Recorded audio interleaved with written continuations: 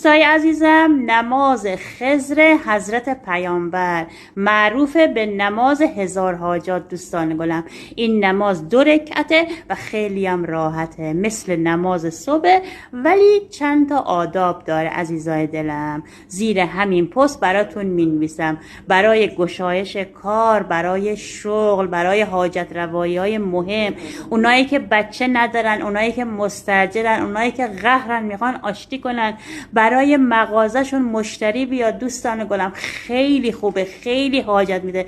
کافیه قبل از اذان صبح 10 دقیقه زودتر بیدار شین، این نمازو بخونین. نماز هزار حاجات. دوستان گلم، آداب نماز: 2 رکعت اول 1 مرتبه سوره حمد، 10 مرتبه سوره کافرون.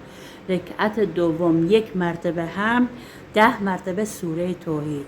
سلام و تشهد و قنوت هم مثل نماز صبح. بعد که نماز تموم شد، سلام دادی تموم شد، بشین 10 مرتبه صلوات بفرست. 10 مرتبه هم سبحان الله و الحمدلله و لا اله الا الله و الله اکبر.